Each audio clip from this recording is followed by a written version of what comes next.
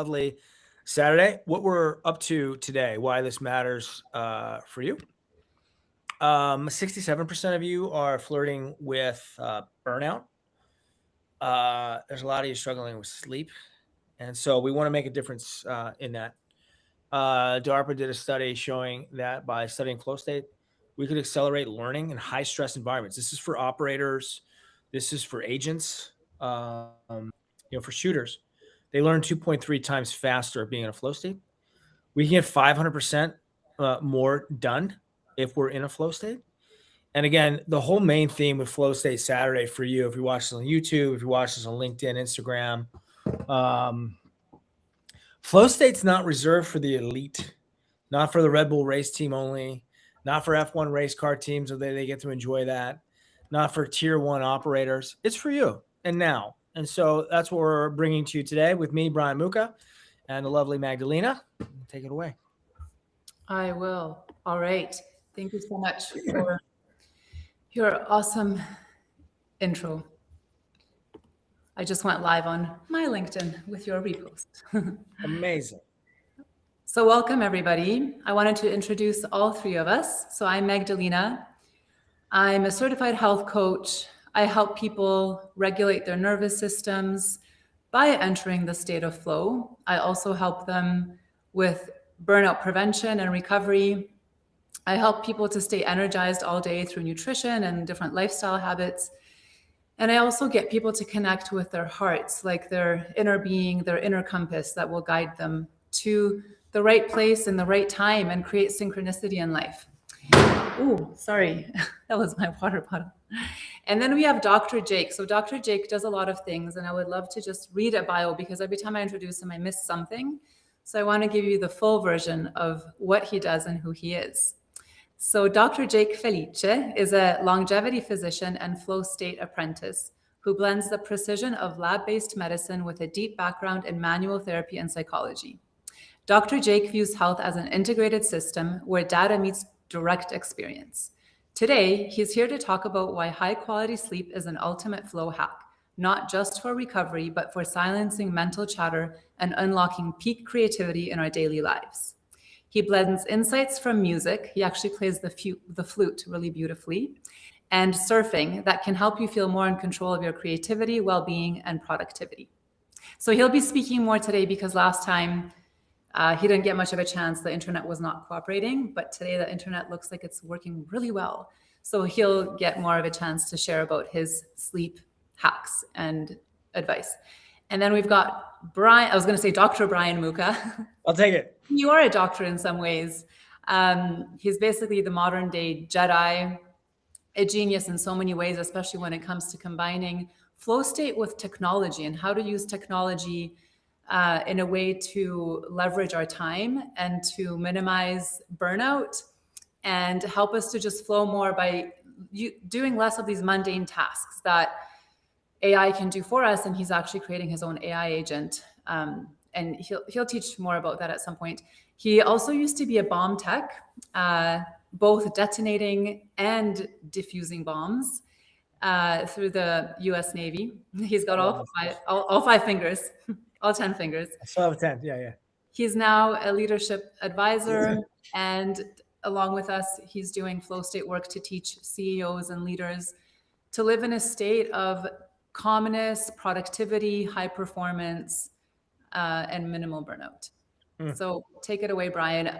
He did a really beautiful exercise with the three of us earlier today to just get into a state of like heart coherence. And I'd love for him to do that for the audience right now, just to get us all connected on the heart level and into a state of flow.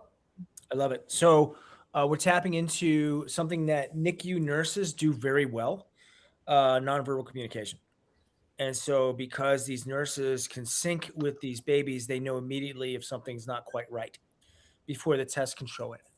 And so if you're in sales, if you're in influence, and people can feel your heart, when the heart notes match the words, look out, world, you are a dangerous human.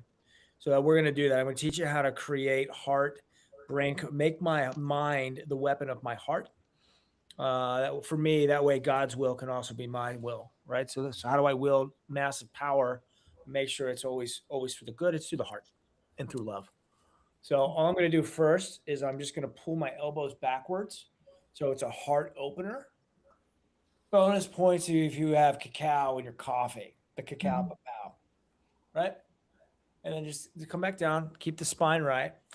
And I just want you to angle your head backwards and forwards until you find the point of equilibrium where the skull just rests on the atlas and the axis.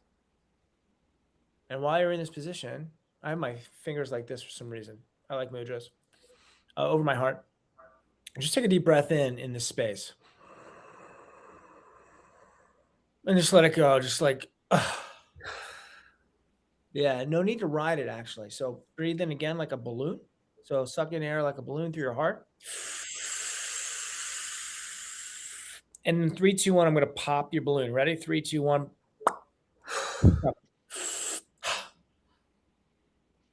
And one more time. Touch the heart. Breathe in right through the heart. And drop the breath. The most important part of that is just the pause, the space between. And the more now I can be, the more I can allow love in. The breath is my metaphor for that. If I'm breathing right in my heart, I'm breathing love in, actually, and I am love. And then the love is reflected. And as written, love conquers all. So that's our little 60 second. You always have 60 seconds, almost always.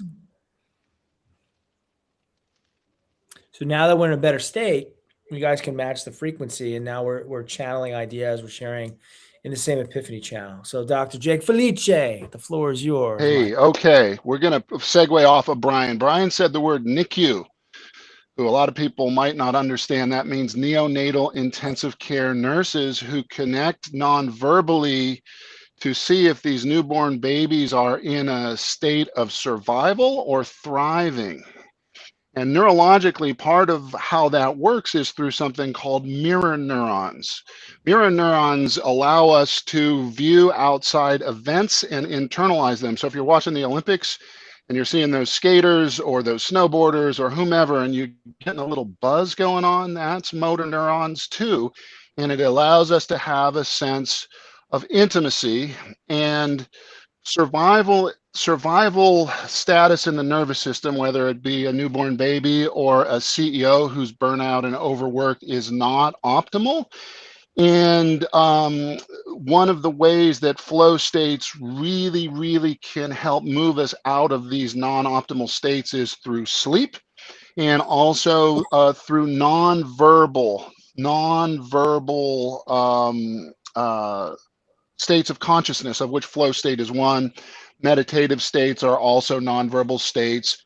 And when we are in deep sleep, we are accessing nonverbal states.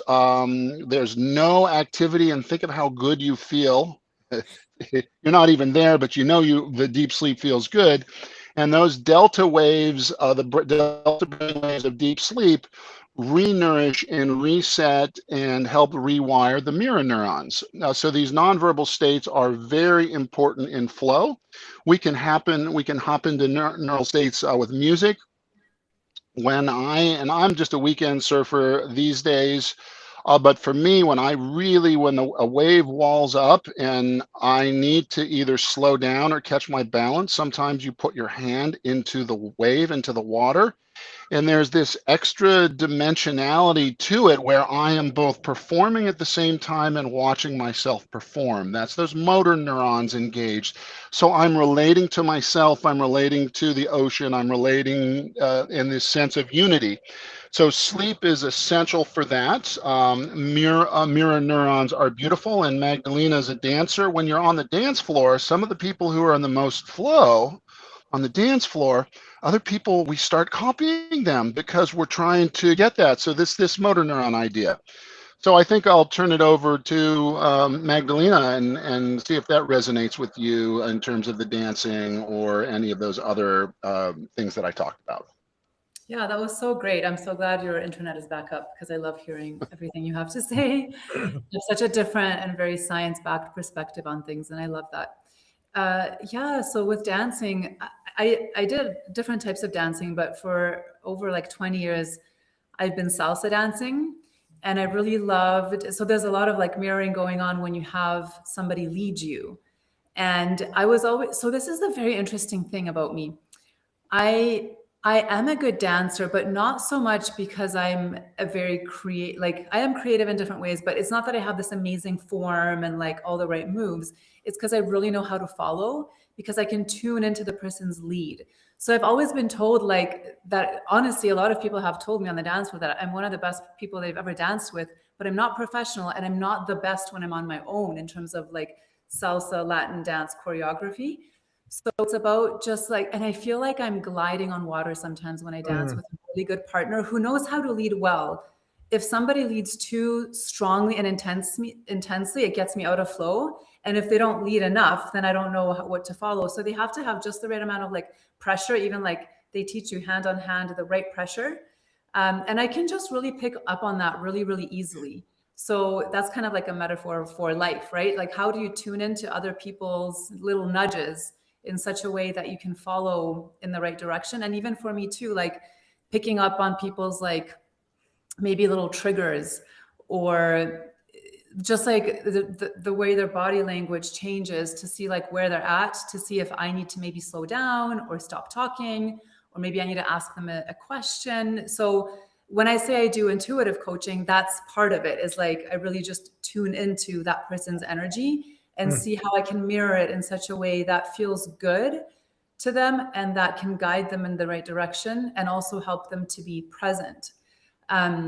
And you know, one thing that is kind of cool that Brian and I would love to talk more about, and we will go back to sleep after just this bit, is teaching people how to communicate effectively and how to communicate without being so stuck in the ego. And so Brian, maybe you want to share a little bit, because you and I have had like situations where it could have been like, you know, gone. There was a little bit of tension that arose, which nothing bad. It's like just tension arose. That's what happened. And we could have either created more tension and friction with whatever came up, or we could have created more coherence and a new possibility. And that's what happened every time. We so quickly were able to both jump into a state of, okay, let's meet each other where we're at. And like, rather than proving who's right, who's wrong, what's the right way to do and what isn't, we just decided to connect to what our intentions are, which we always have the same intention and the same idea, but we express it differently. And then we were able to resolve things so quickly. So Brian, do you want to speak a little bit about that before we bring it back to Dr. Jake? I do. So what I've learned in my experience is the more tension I have in my nervous system, the more everything looks like a threat. So Jake earlier this week was like, hey, if you want some feedback on the business plan you put together, you know, I'd be open to that. And I like, you know, so if I'm not sleeping and I'm living in a world of fight or flight, there's a lot of vagal tone. Why? You don't think it's good enough? Right? So like, because I'm seeing like a reptile, even the help looks like a threat, right? So that's kind of the first thing. And I'm talking this way because most of you are fried. Your nervous systems are fried, right? And you know that, like irritability, not sleeping well, brain doesn't stop moving, like dropping your keys, clumsy. Like if you're running into walls and dropping, your nervous system is fried and it's trying to tell you something, right? You got to listen. So me as an operator and author, I'm watching you. I'm watching your breath. Like right now, Magdalena's leaning in, right? Jake's doing some flow stuff right now. And I have an awareness all the time. He's riding the long one or the medium one because he's a medium wave surfer. I need a t-shirt that says small wave surfer, buddy. Small wave surfer. Yeah. Right. So little tiny Doheny peelers. Sorry, medium wave sounds so funny though. I'm a medium wave guy. That's like probably a better way to say it. I got little tiny medium hands. Self-conscious about this. But see, so now watch, guys, just watch. Like as you're watching this, look at the change in the body states, right? Magdalena has a smile on. Jake's nodding his head. We're back in coherence. I'm always watching that, right? When I was 2 weeks old and, you know, learning how to get the food that I needed, you know, that was the turn on of my empathic superpowers. Thanks, Mom and Dad. Appreciate it. I need you to do that. Now, as a breath facilitator, I'm watching your breath too. And it's a little challenging both with Jake and Magdalena because you guys are wearing sweaters. But so that breath was right into the chest, right? It's not a belly breath yet. So maybe there's a little bit of, I'm just making this up, right? So if I notice a change in state, I can tell someone's nervous system. I don't recommend you do that in the beginning because it looked really weird, right? So imagine Magdalena and I just met and I'm staring at her chest, trying to figure out if she feels safe or not. And me staring at her chest is probably not going to make her feel very safe. You know what I mean? But I swear, I'm just watching your breath. I said breath, not the other. Yeah. Right. So what you could do initially to take the temperature in the room. I'm watching your breaths. Your breaths. Yes. That's hilarious. I'm going to watch the blinking. Right. So Magdalena, if you could, hey, we need to talk about this particular thing like today. Could you say that to me? Say what to you? Like, hey, we have a crucial conversation that we need to have. Oh yeah, sure. I was going to add something, but I won't diverge. Just make it feel real for me so I can just demonstrate my reaction. Sure. I just wanted to say one thing about blinking. Really good actors don't blink a lot. They like just keep their eyes open, just so you know. Hey, Brian, I feel like, do you feel like you're experiencing some tension? Maybe we should have a conversation about what's happening. Watch my eyes. See, I'm blinking really rapidly. I'm evaluating, like, did I not do a good enough job? Did I do it wrong? Right. And I'm this mask off, armor off, right? That anytime someone comes to me and like, hey, can we talk? I'm like, fuck. You're like, no, we can't. but kind of, it's, you know, thank you for playing that up. So what are the tells, right? Cross body language, maybe, but I like standing like this. Like I'm comfortable in this position. So it's not so much like closed body language, like my feet are crossed right now. It's just comfortable for me. And I'm actually doing that on purpose to get my left hemisphere and my right hemisphere to do the handshake through the corpus callosum. So it isn't a cross body language. Sometimes it's like, you know, touching the face. But if you just get in the habit of watching the eye flutter, I can tell how, and you can now tell that you know this dimension. Just start to notice how fast people are blinking their eyes, and you'll get a quick temperature check on, hey, how is this going? And if all of a sudden, you know, the eye blink increases, that person's not safe anymore. And like when I'm really enamored and I'm playing the drums, I don't blink. When I'm at the shooting range, I don't really blink that much either because I want to take it as much light and I'm fully focused. So there's some Huberman stuff that you can do with experimenting with longer periods of non-eye blinking time for trance. There's a lot that the eyes, because they're the part of the brain, the only part of the brain that's outside of the skull that I can look at. So the ophthalmology is really, really cool when it comes to flow and what I notice, and there's points of focus in that. So before we even have a crucial conversation and work through stressors and storming and forming a team, just take the temperature. Where am I at stress wise? Oh, I'm tired, right? So I'm just going to say that. Like I'm tired and I'm irritable. I've had 3 coaching sessions already today. So you might not get me at my best. Just be nice to me. Wow, I'm just vulnerable. And any story the other person would have made up, like this person doesn't like me. Why is he being such a dick right now? Like he's not a dick. He's just tired. Like there isn't the statesman and the polish sometimes, you know? And it might not even be a good time to talk in that case. Then you just say, you state that, and then you say, hey, let's chat in a time when I'm feeling a little more open to this. And then you postpone the conversation. And it's all good. Instead of the drive-by, like, hey, I got to talk to you about something. Great. It's not my priority right this second. Okay. Because I might not even be able to hear it. And then like, you know, if I'm in the middle of a 90-minute Pomodoro session and you interrupt me at minute 37, it's going to take me 37 fucking minutes to get back to the place where I was making art, you know? So I got to be really careful of interrupting somebody's flow state. We had Magdalena and I had 2 states 2 times this week. We were supposed to meet and I'm like, I'm in it. I'm in a flow state. Love you. Look forward to talking. Do you mind if we postpone this? Like the lightning bolts are coming through the channel right now. Yeah. Let's talk another time. And so sometimes not having a crucial conversation, the right thing at the wrong time is the wrong thing. Dr. J, how do you feel? Like You perked up, started taking notes, right? Your body I tell you, language. that's what Feel I the do. hammer You know, going we inside. Gen Xers, we write things down on paper. I've got Oh, my push laptop paper. up here as well. This tension threat dynamic, it's really ripe, not only for daytime performance, but for nighttime performance as well. And I love your quote about CEO burnout and performance. It's also this tension threat thing. Part of the fear element has to do with flexion and extension dynamics in the nervous system. So the ultimate fear state is fetal position. When there's extreme trauma, we go into fetal position. That's full on flexion.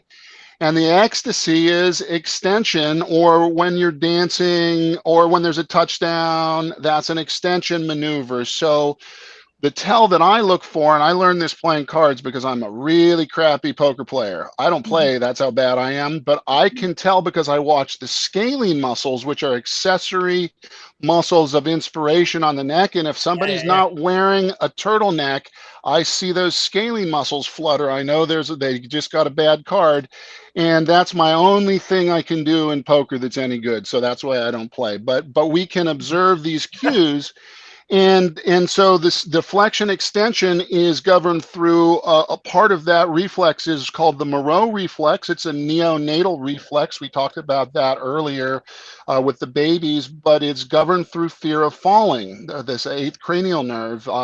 And that flexion extension dynamic is similarly wired to the Moreau reflex and vestibular sensation of falling. I don't want to get too sciencey on it, but before we go to sleep, we have to do threat scanning and we need safety signals. So that is a very important, and one great way that I like to do it is a brain dump, just get my journaling out. And I also like to, about an hour and a half, 2 hours before, either go for a walk after work if it's still daylight, or do some real gentle yoga, nothing serious. And this threat sensation, a lot of that has to do with trauma. We all have trauma. It's the nervous system in fear. And when our nervous system is in fear, we have blind spots. So our focus narrows. Remember, Brian was talking about that focus narrowing. Sometimes that, from a psychology perspective, our trauma is something that we can't face in our conscious world. It goes into the dream state. And so I personally am a big fan of dream analysis, engaging with the shadow where some of those symbols are nonverbal. Brian, you raised your hand there. Yeah, I just want to pause you a second before we go into the dreams.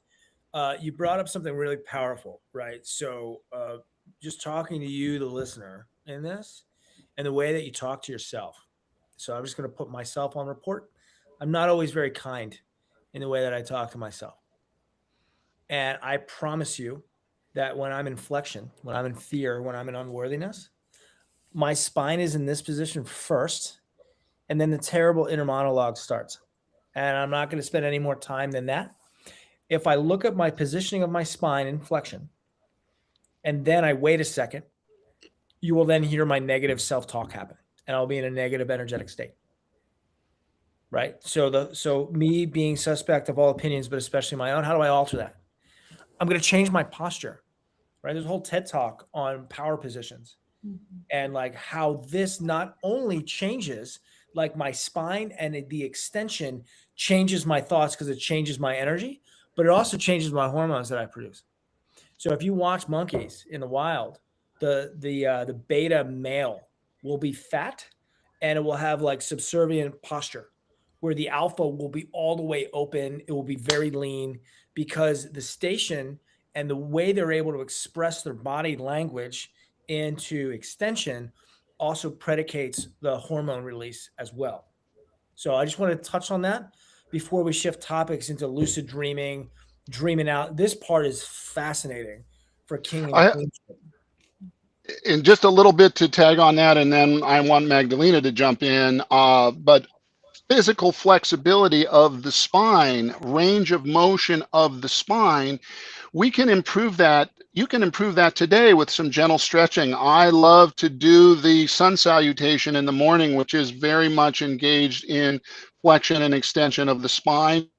But when we increase our range of motion, we increase our freedom and range of motion, we increase our emotional availability, and that can be reflected in body language. Also, you mentioned there's a story element in there where I'm not good enough or threat is happening. And when we are vulnerable, we tell a story. I'm not feeling safe right now. I'm not feeling great right now. And that changes how I talk to myself.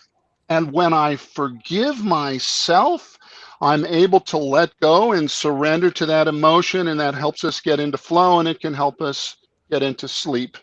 And with that, I'll hand that off to Magdalena. Wow, that's amazing how in coherence we are, because I was going to start talking about surrender and you just said the word that you surrender into sleep. So one of the things that, yeah, it's amazing. We just like flow from one topic to the next. So one of the things that has been helping me with sleep is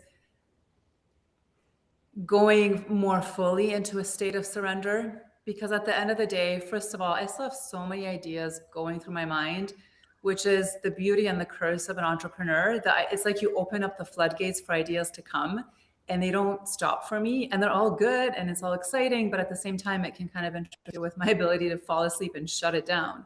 So, and also there's a lot of things to do, especially as an entrepreneur who's interested in so many different things. The to-do list never diminishes.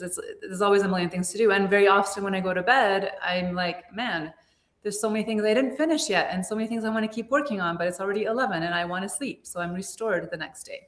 So what I do is I just surrender it all. I'm like, if it didn't get done, guess what? It wasn't supposed to get done today. It wasn't meant to get done. Yeah. My like philosophy, I would say, I suppose, is that whatever is happening because it's supposed to be. Otherwise, it wouldn't be happening. So just surrendering to that, and then just trusting that I'm exactly where I am and all is well, everything is fine.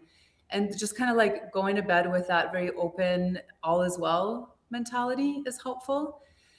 And that mentality is helpful all day long too, but especially before bed when I'm wanting to wind down. So that's one thing. Yeah. How about you, Brian? I study this a lot, actually. As I mentioned last week, 20 years of middle night insomnia. I wasn't grateful for that until recently, because I got to know this process really well and what makes a difference.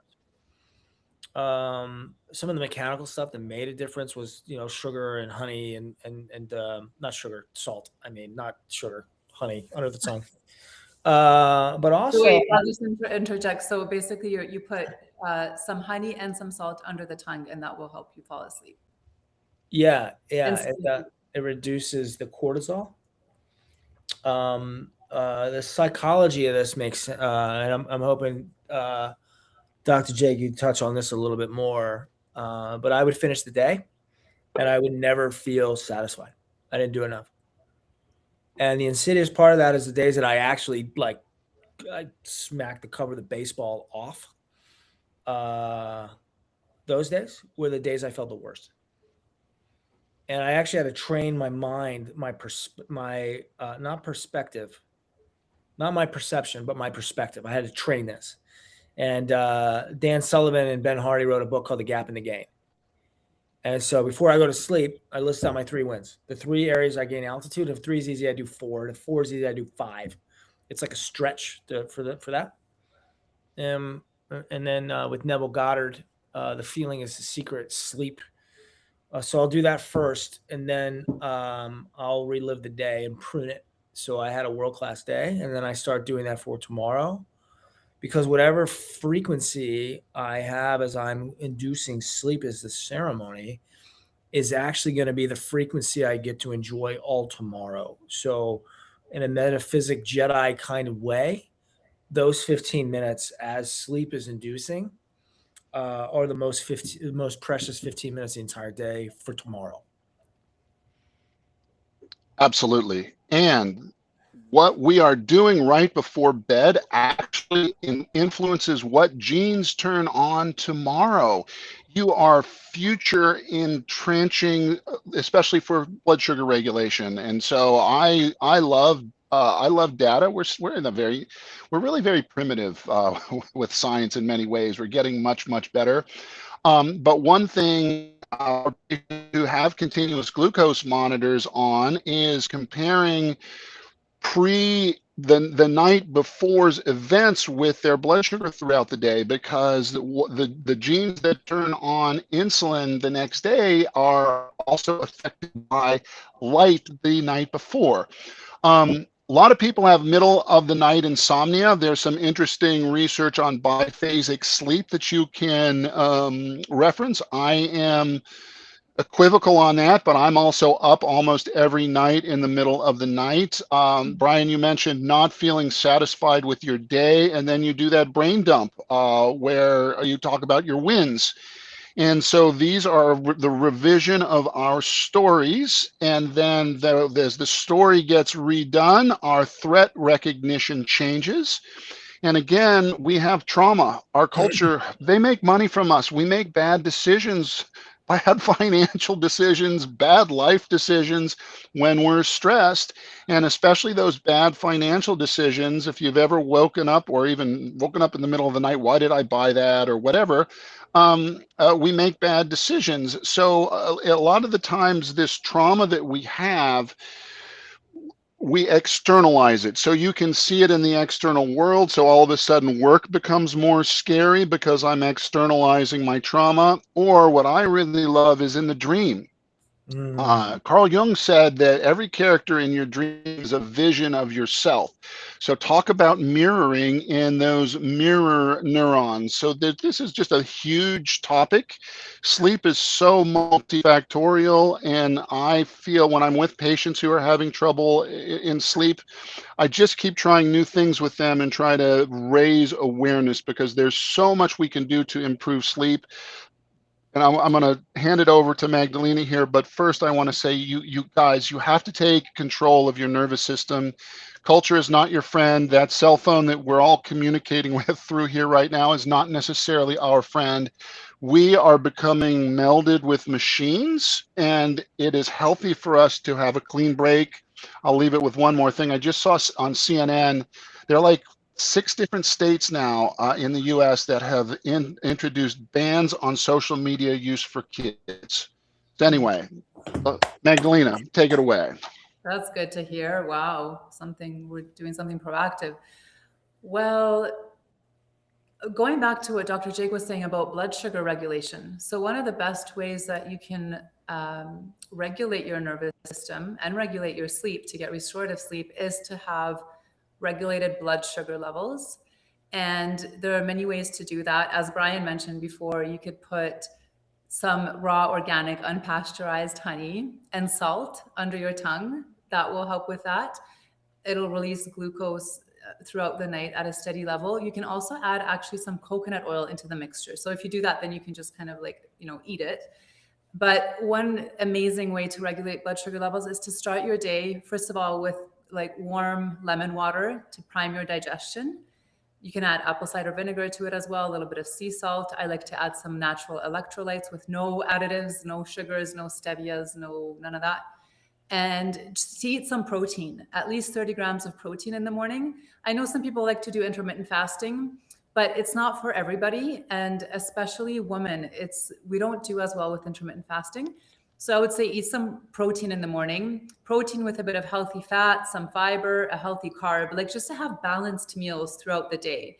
And people who eat 3 meals instead of just 1 or 2 throughout the day typically do better with blood sugar levels.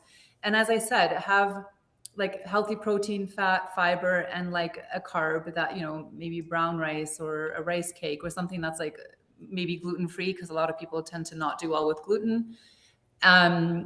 And electrolytes are a really great way as well to just keep the body balanced and the electrical impulses flowing properly. So I love something called Ultrasalt electrolyte that actually healed my adrenals when I was in severe burnout mode, and I had severe adrenal fatigue to the point where I was bedridden on and off for 4 years. That's a whole other story. But yeah, that one electrolyte, taking it for less than a week, and I felt almost fully recovered from just that because I was so depleted in electrolytes and minerals.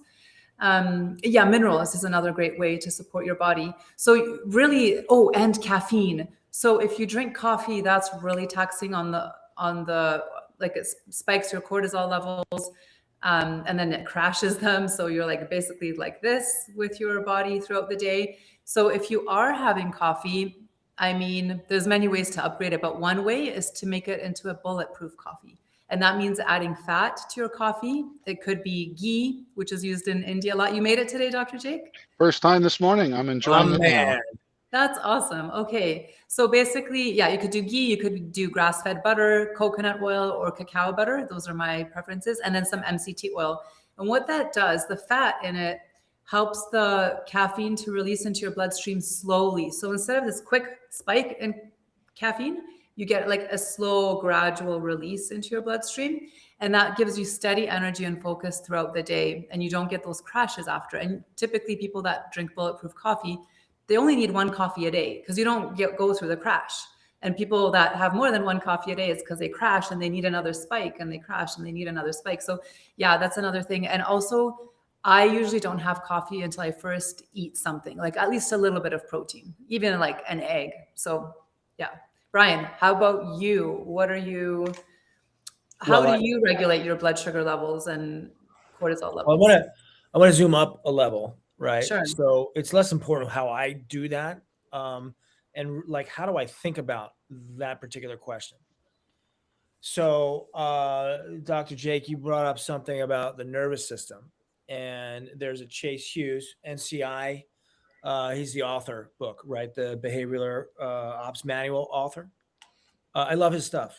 I do too. I like his video shorts. They're really good. Yeah, they're amazing. So I have his book, and he said something interesting. Either I'm doing the programming or someone else is doing it for me. Right. So he's talking about disinformation, misinformation. If you want to double click on that, we can do that. But I didn't think about that for programming or deprogramming the nervous system. And specifically, I mean, the vagus nerve. Right. Mm-hmm. So I was hoping when you were talking about like bedtime practice, especially with light, I know that if I watch drama before as my way to go to sleep, like if I get involved in a show, that's going to have the same impact as if I'm standing in front of a bright light or if I had alcohol, actually, because the way that it upregulates my nervous system. I will not watch combat stuff late at night because I get into that mode. Last time I did that was Black Hawk Down, and I need to go work out for 2 hours at 12:30 in the morning, so that matters. I gave control of my nervous system to the movie. There are times like last night that I'm getting these systems set up. I didn't have any blue light, but the mythos of solving a complex problem took over. So I didn't feel tired, and here it is at 1:15 in the morning, and I'm still after it. I'm like, I gotta stop.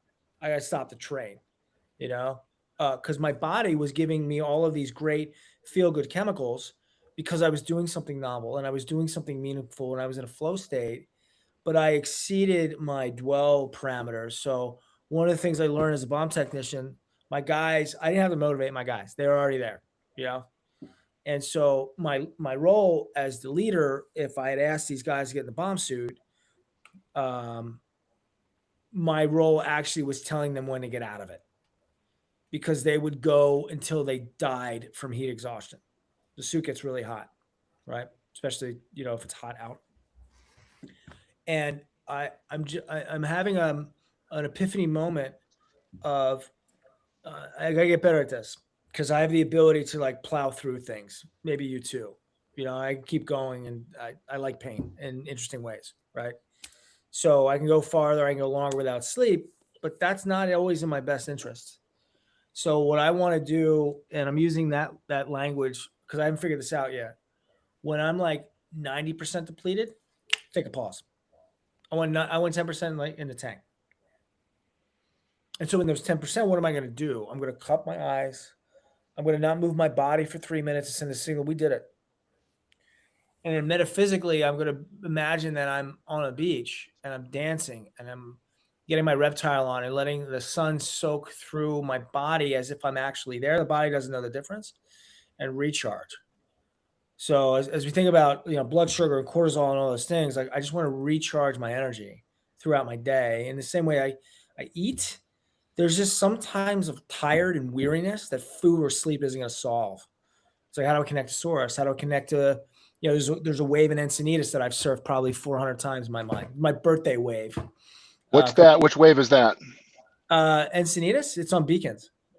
Beacons. Oh, I like Beacons. I've only surfed it 4 or 5 times, but I love Beacons. And that's one of the most beautiful stretches of coast down there. Beacons is great on a little day, Brian. On a little day. They were medium days. They were head high. Medium day. We'll go on a medium day. Had a paddleboard. I had access to the. And I also, it's always super crowded, but just right down the road from Beacons is Swami's, and I'm big love that wave too. So, yeah, but, I like looking down on Swami's in the clear water, and I like going up on the cliffs up there. There's some type of an Advaita temple up there that has the most beautiful views. Anyway, we digress. I just so that just clicked me into a little flow. You mentioned Encinitas, and it brought me right into that. And I noticed my breath just totally shifted. Vagus nerve. Vagus nerve. What does vagus mean? It's a cool word, isn't it? It is the same Latin root as vagabond, and it's actually a cranial nerve. It doesn't come out of the spine, it comes out of the skull directly, but it goes all the way through our thoracic cavity. It innervates our lungs, our diaphragm, our heart, and our intestines. And there is just a little tiny thin layer of endothelium, which is this thinnest little layer of cells between the vagus nerve and the intestinal lumen that a lot of our feel-good neurotransmitter, serotonin, most of our serotonin is made in the gut. So this brings to mind probiotics and serotonin production via vagus nerve for sleep. We're getting very technical here, but also the breath interface with vagus can directly calm things down, not only the heart, but the parasympathetic nervous system. And the way that we can measure that is if you have a good enough ring or watch, you can look at heart rate variability, not heart rate variability, which are the millisecond differentiations between each lub-dub. The body keeps a good rhythm. There are these just small variations that we can measure that tell us how in parasympathetic or relaxed we are, or how in our sympathetic nervous system, how stressed or irritated we are. And this brings me to the dark side of flow. There's a dark side of flow. Part of the dark side of flow is really simple. The old dog, like me, who loves to chase his ball over and over again. Can I get the ball? Can I get the ball? Can I get the wave? Can I get another wave? Can I get another wave? I'm just a weekend surfer and barely at all in the winter these days. And if I go for a weekend, if I stay in flow too long because I'm having such a good time, I'm wrecked for the rest of the weekend. So the ability to recognize our limits, Brian mentioned that 90%, and disengaged. Magdalena, how do you disengage when you're, I don't know if you dance too much. Have you ever danced too much? Probably. I mean, yeah, there's such thing as too much. Disengaging for me, honestly, nature. And as you guys were talking about the waves and the clear water, I was remembering my past life as a mermaid. For me, honestly, the Caribbean waters specifically, that's how I disengage. And I just love, you know what I love doing is like, well, body surfing, waves. And so I'm a tiny wave surfer. And I love just like lying on the sand, right where the water comes crashing to the shore, and just like watching the wave come over my body. I could do that for hours and not get bored. And I just like go into like this flow state zone, I suppose. So for me, nature is an amazing way to disengage. But you know what else? When I'm working all day and I don't have a lot of time to go for longer walks, although I do make sure I go for at least one walk a day. And sometimes like 2 little short walks, 2 15-minute walks feels amazing. But if I just have to reset, I love to hum these days. And I love to do a little humming with you guys for maybe like 20 seconds. So I'll show you 2 different ways to do it. One is so I'll first do it before the audience can join in. So humming just like this. So that stimulates the vagus nerve. And another way to even further increase that, nice, Dr. Jake is whipping out his flute and the drums coming out. Another way to do that is as you're humming, see the flaps on your ears, to press them in and out. And what that creates is a buzzing sound in your head, almost like the bumblebee.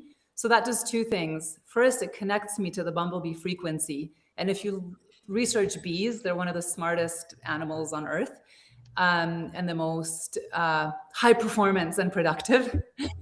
And then it also just calms my mind. It kind of like infuses my mind with this frequency of just like settling down. So if you want, you can start with humming, and then after. Hey, but before we get started, I just want to say caveat. I think that the way that Riverside works with the microphones, it might cut my mic. So if I'm just going to play for a little bit and then I'll let you guys go, but hum away.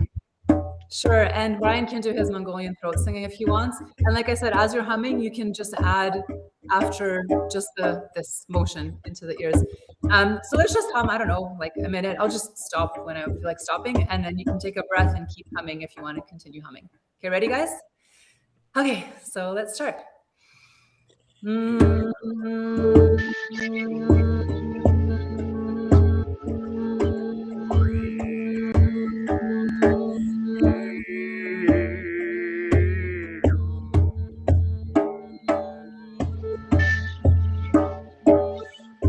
Breath.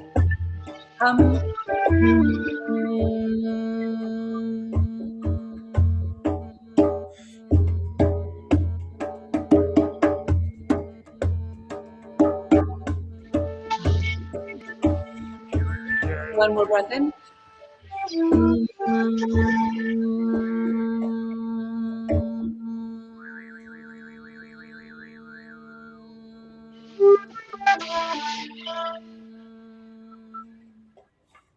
Nice.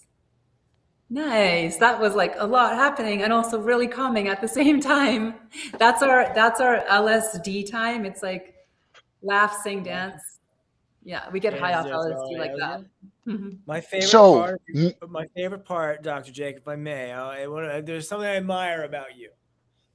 I didn't get to hear the music very often. Occasionally a note would squeak through the algorithm and the white noise canceller.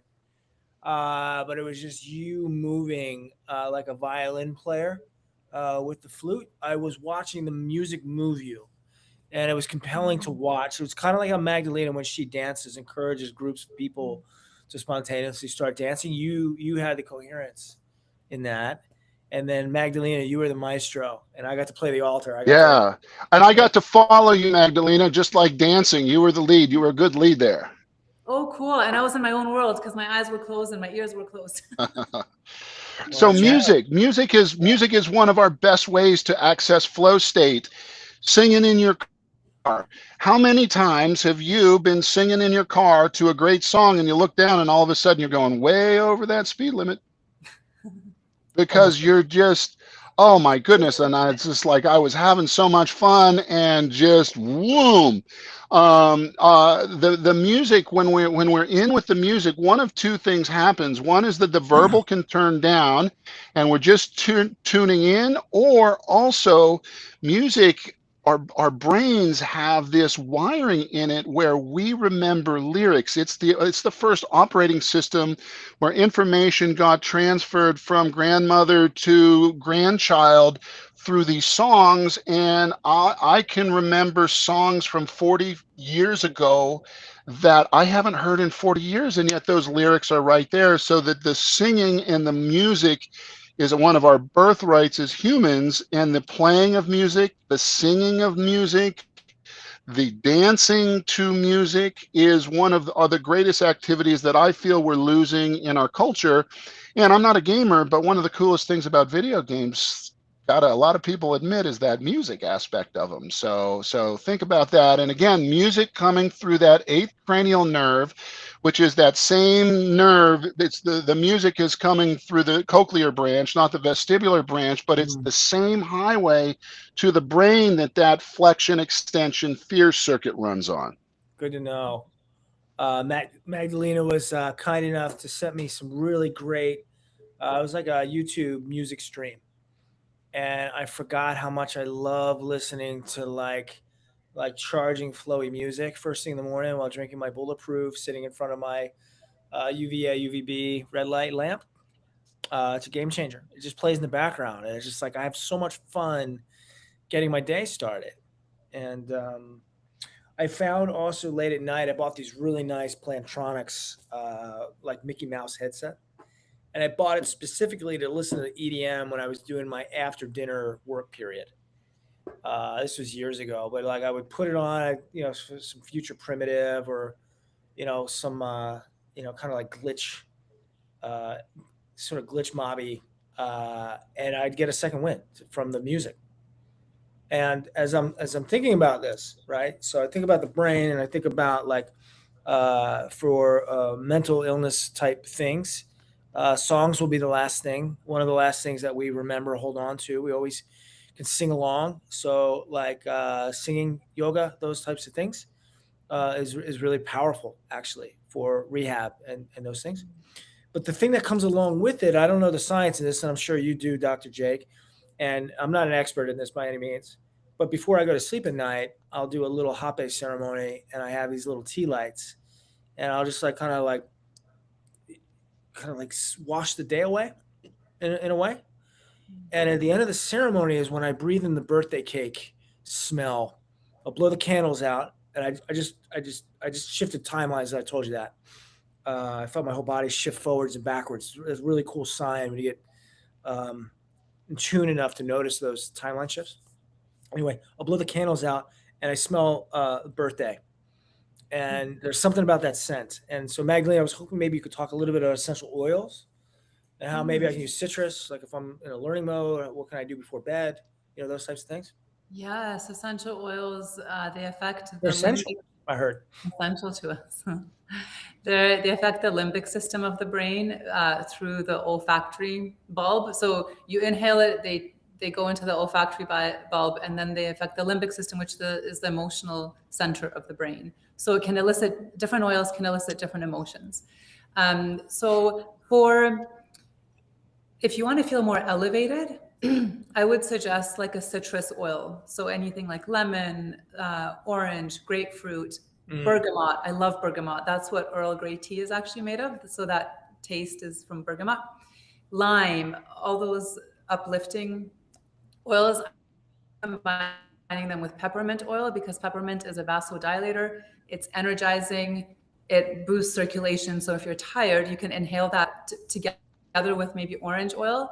I also love putting a drop of peppermint oil on my tongue if I'm tired. That works amazing. I've even tested on a friend. She was driving one time and she was just getting so tired and she couldn't have coffee because it was too late. Otherwise, she would stay up all night. And I just gave her a little drop of peppermint essential oil and she woke, like she perked right up and she was good to drive. So I saved our lives with that, with one drop of peppermint oil. And then for getting to bed, lavender is amazing. So lavender actually lowers cortisol levels in the body, balances hormones, and then also just like the grounding oils. So think of like earthy ones or ones that come from trees, like the resin of the tree, like frankincense, that comes from the sap of the tree. Copaiba comes from the copaiba tree. That's an incredible oil that has very similar benefits to CBD, but without any of the hallucinogenic properties. And then things like vetiver, patchouli, those are the main ones. Sandalwood. Those are great for going to sleep. And what I would do is I'll put it through my nose. Lavender I would put right on my tongue because I have food grade essential oils. Put it behind your ears, wrists, and then bottoms of feet is a great way to absorb them really quickly. And the best way to do that is to use a carrier oil like coconut oil or olive oil or jojoba or almond or whatever. And then just like put it on the bottoms of your feet with the oil and then put some socks on so you don't get your bed greasy. And then away you go, sleep. My partner, my previous partner, Dawn, she was really meticulous about the essential oil diffuser. And so we would use like geranium or lavender, and just make sort of our own tinctures, just play with it. But man, when I smelled, and I conditioned myself that when I smelled the essential oil through the diffuser, I'm like, oh, it's time to sleep. in a different, and I like the idea of using it on my, my wrists and right through my nose. There was something really subtle about just lightly starting to notice the wafts of the cypress or the, those notes. And it's like, oh wow, this is a whole, I really want to get to the point. This is at least my intention with talking about sleep, that sleep is a ceremony. And I'm actually not doing sleep to rest. I'm actually traveling somewhere. That was one of the metaphysical things that I discovered, is that I was traveling to another place. And then maybe next time we could talk about lucid dreaming. And I was studying a lot of Carl Jung individuation. My last YouTube video was on taking the brakes off. And what are these dreams, the dream analysis, and really like honoring what comes out of the sleep state. And Magdalena does a great job of not looking at her phone first thing in the morning. I'm guilty of that. I'm on and off at that. But like, if I have a powerful dream, I'll have my red glasses on and my phone's black and white, and I'll talk to Grok and I will do my dream log. So I don't, like the biggest lie I've ever told myself for probably 300 nights in a row is like, I'll remember in the morning. Nope. Oh yeah, no, don't do that. You will Don't do not. that. I mean, unless it's a very powerful dream. Well, what I You gotta- noticed is that I honor this over the last 6 months. I am remembering multiple dreams when I wake up. And Oh yeah, good. And so for the trauma work that I do with my clients, we had one yesterday. Guy had he held a baby that had a split open thigh, like right at the hip level, and it was him moving forward in life, birthing something new, a new way of being. And so Louise Hayes, Carl Jung, my buddies made a dream analysis GPT, and that's what got me started in the dream analysis. And it's powerful. It's powerful for me as a facilitator to know, like, what is the subconscious mind bringing up while I'm sleeping that I'm ready for. And the subconscious mind won't allow me to process this until I'm ready. So the thing I came up for the guy yesterday was 40 years ago, and it's finally coming up today. Yesterday. Oh yeah. Back to the aromatherapy briefly. It can help us reduce that threat scanning that we talked about. There are actually a fair number of studies on aromatherapy. One of my favorites is with citrus terpenes in rats, and how they just waft some citrus scent in, and they can measure and observe increased movements. We can do that with our office space. We can do that with our workspace throughout the day. And they are also doing that in the retail environment because it changes people's perceptions. But be careful, because the retail environment is not your friend. It is designed to make you get that phone out or get that wallet out and spend that money. So there is a dark side of this, but the workplace activity, and then the aromatherapy can be a pre-sleep ritual. It can be a pre-flow ritual. For me, when I use pre-flow, I like sandalwood a lot. I really do. That works very well for me. And Brian, I absolutely love your concept of when we go into the dream state, when we going to sleep, we are getting ready to travel somewhere. And there is information that we don't have access to. It's subconscious information that we don't have access to, but it can have deep meanings in our lives if we pay attention. The big problem with that is you've got to be a good sleeper to get it. Yeah, that's a carrot at So the end of it. Like, sleep is a skill. Sleep is a skill. Sleep is the 21st century got to have in this AI age. Because if I can start to not just connect to my subconscious, we'll talk about this some more too. I'm a big fan of this epiphany band. This is something that Tony Robbins has invested a lot of time and money with Donnie Epstein and Epi Energetics. How do we get to that energetic state? How do we match the energetic state of what the flow is that I want to have? Right. So the particular energetic state that I want, if I'm going to be creative on camera, there's a particular energetic state, a toning that I want before I go to sleep. And it's not a switch, right? The circadian rhythm is a really highly complex, multi-billion-dollar machine you can't buy. And so if you want to sleep, it's really like a whole day affair, getting sunlight, forgiving myself, strenuous exercise sometimes, light exercise, I need to get 2 hours of sunlight on my eyeballs. I want to go to sleep satisfied that I'm not. I got to relive the day until that's true. And so sleep is like such a great canary in the cave of like, what is the quality of my life? And can I lay down in my bed peacefully and leave Earth today? Right? I was afraid of dying, and that also meant I was afraid of leaving my day. And I don't want to leave yet, you know. And when I could finally like be courageous enough with my head on the pillow, and like today was enough. Today was enough, you know, and that like dolce vita, like that sweet life of wrapping in the blankets or with the person that you love, and it's a great life, you know, one night at a time, you know. So we covered a lot today, and I'm just gonna just do the recap, right? So we talked about how a lot of you listening, I'm just gonna address maybe why you're listening: burnout, stress, mental health challenges, because your nervous systems are being programmed by somebody other than yourself. And like my gift, our gift to you is to take command of your nervous system and give it what it needs. It's a highly specialized device that if you treat it well, it's going to give you those asymmetric insights that you want. You know, how did Steve Jobs look around the corner? How did Bezos? How did he have these insights with Amazon?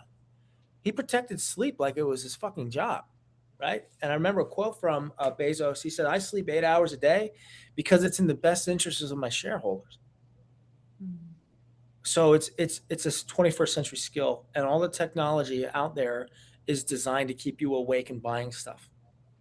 Because if you're sleep deprived, it makes it real easy for me to take control of your dopamine. That's the game, right? Gap in the game, right? If you have trouble like I did about admitting, hey, I did enough today, my brain is not trained to that. I had to train it. Listing out your wins of the day. And if 3 is easy, do 4. We talked about the power of aromatherapy in that. We had an impromptu, we got the band back together, you know? Got that band back Yeah, together. the band is back in town, kids. Thank you, Elwood. That's right. And so, you know, make some music. You know, laughing, singing, and dancing. LSD is the antidote to all it ails, right? And you know, a lot of my clients and the people that I work with, there's such hard charges and peak performance in those things. Joy's got to be part of the business plan, and the dolce vita, the sweetness of life, like around the campfire, and just going to Encinitas and back to Beacons, or my birthday surf session, you know, with the the German supermodel. It was a peak For those medium-sized waves. medium-sized waves for guys with medium-sized hands. Yes. And the flexion and tension.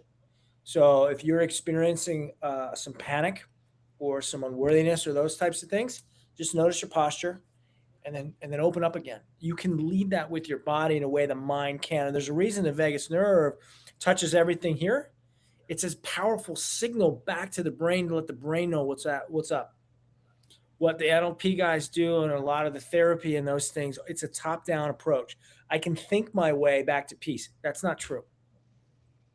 I can remember that I can leverage this billion-dollar machine that I'm in to then send the polyvagal tone that I am safe and that I'm abundant and I am enough. And so big point for me today, if you just pause, I'm rattled, I'm turbulent, here's some tools. You know, Jake brought his flute. We have essential oils and music and camaraderie, mirror neurons, like getting together with people you care about, other rad humans, doing cool stuff. Maybe that's all we need. So what did I forget, guys? Yeah. Okay. Well, thanks for playing. So Yes. See you guys next week. We'll be here next week. Yeah. Same time, 2 p.m. Eastern, 12 p.m. Mountain, and 11 a.m. Pacific Standard. Thanks, guys. That's right. Let us know how we can serve you better. Send your topics, send your questions.